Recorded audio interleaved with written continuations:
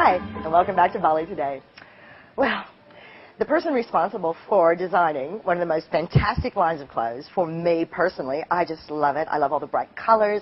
I love all the different textures, is my guest today, so I'm so excited. I want to introduce you to Paul Rupp.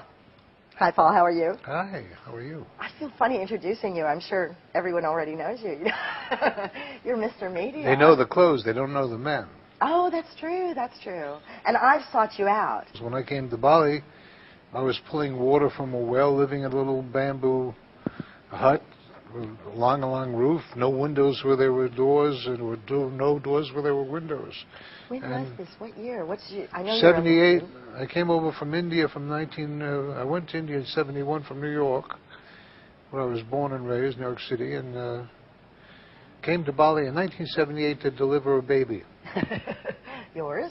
No, actually, John and Marie DeConey, who the baby, as it turned out, is Medea DeConey, who has Lily Jean. Oh, fantastic. Fantastic. I helped deliver a sister in Goa, in India, and then the parents asked me, because I introduced the parents in Brazil and married them in New York, so we're very tied to the family, and they said, come on in, we're having another one. Well, I want to take you back. Christina, adorable Christina, was showing me all of Michael Borneo's photos, and then that led to the whole Goa tribe thing.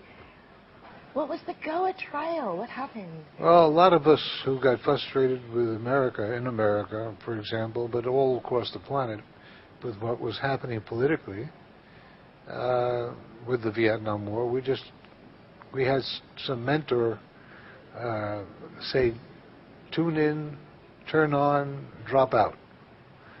And that's what a lot of us did. We just let go of the places we were born and raised and looked for another horizon, another color, another smell, another texture. And we found it, a lot of us, in India. And the most hospitable place in India was an old Portuguese colony that was liberated in 1958 by the Indian military. And something to say thank you for. Yeah, and it became a very hospitable place for backpackers and misfits and creative adventurers. And we lived there in very affordable housing, and the food was great, the people were great, the Konkani were just wanting to have us there because there was a very symbiotic sharing of what we came with, a little bit of culture, a little bit of money, a little bit of enthusiasm. And they had a beautiful, beautiful peninsula in India, and it was just, the Jesuits had left and we had come. You know. What a nice pendulum, yeah.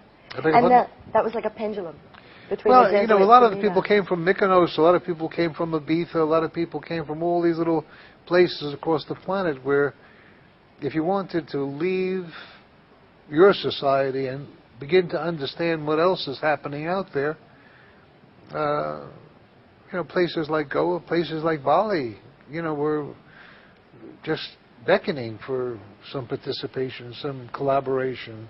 And I was lucky enough to be one of those people who got there in the beginning of the evolution, when it was changing from a indigenous, exclusively Indian or Konkani environment to where the foreigners were coming in and bringing a taste of their own culture, and the restaurants started appearing. Because when I came to Bali, between here where we're sitting in Cafe Warison, there was one restaurant between here and the airport. There was no electricity. Yeah. And if you wanted to make a telephone call, you had to go to the international airport. Yeah. Because that was the only place to make a telephone call from. There was no cellular phones. There were no direct lines. It didn't exist. And it was a different type of life. It was a wonderful life. And as long as you were respectful of the Balinese, and if you knew a few of the Balinese children, and you knew the dogs' names, we all walked.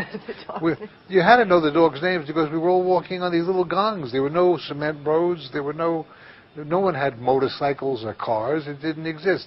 One or two of us had bicycles. I was a walker. So if you knew the names of the dogs, you know, they'd start barking, you'd call their name, they'd cool it, you know, and just keep on walking. If you knew the kids, the parents would come out and smile, and you knew you were okay. When you first came to Bali, did you feel at that point that you'd be staying for the next 20 years, or? What were you thinking at that time? Well, Bali has a few of its own drawers, if you will. I tell the foreigners when they come to Bali, you got to watch out. There's two things. When you leave, you want to return, and when you return, you want to build a house, and then you want to start a business. But in my case, it was a little bit different. I came to Bali, like I said, to deliver midday, help deliver midday, and when I enjoyed Bali so much, I was just getting involved in business in New York. And I would get emails. It wasn't emails, excuse me. In that era, it was texts. It was telexes. And the telexes would come in and say, Paul, you said you were finished with the beach. So now what are you doing back on the beach? You said you wanted to work. What are you doing on the beach? So ultimately, I had to create products on the beach so that people back in New York would be okay with me not being there. And stop hassling you.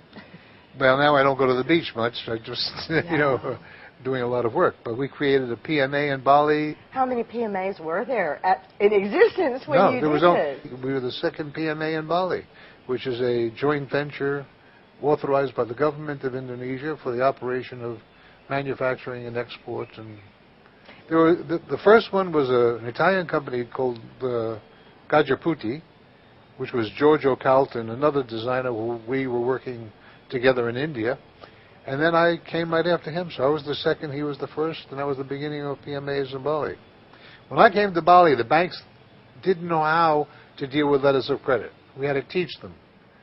Alpha Sigma was our freight forwarder at that time, and no longer, but we had to teach them how to use letters of credit, and then Pacific Express became our major shipper, and in the old days, you did everything on a handshake. One day I needed $1 million to fill an order. The banks wouldn't give it to me in Bali with a letter of credit that authorized it because they didn't know how to work with it. But Rose, the owner of Pacific, gave me $1 million on a handshake. And it was all personal relationships. It wasn't as formal as it's becoming now. Then it was, you know, if someone believed in you, they put their trust in you. And if you performed, you had a relationship to build on. I'd never seen a shop like yours, and I was here on my first investigation of Bali trip, and I walked into your shop in Kuta, down there in that little fashion square, and the colors and the textures of the material, it was just the most satisfying. And I'm not really a shopper. I don't like to shop, but I always like to go into fabric stores and just see all those things, and you've collected them from, I think, all over the world, right? Well, no, actually, I've been working in India for about 40 years, and most of the things that we do are hand-woven in the homes. It's indigenous of the labor-intensive areas of development for each of the homes. And rather than spending 8 hours in the field, the mother will come in on the loom for a couple hours, and the father will come in. Then it's hand-embroidered, hand-embellished, hand-beaded. In your case, it's all of that. Yeah. And then it's airbrushed. So it's block printed, airbrushed. That, by the way, that you're playing with, that after we do our production, that's usually what I used to pay people to come with their trucks and take away. Yeah. But now what we do is we've taught the villages all over Bali how to reproduce these things, and we take the waste off the floor, and instead of paying people to take it away, 18% of my company's income is derived from what we sweep off the floor and put in your earrings or the shoes or the bags, or recycled, labor-intensive, but in the village, so that people can stay there, as opposed to coming to the cities and looking for work.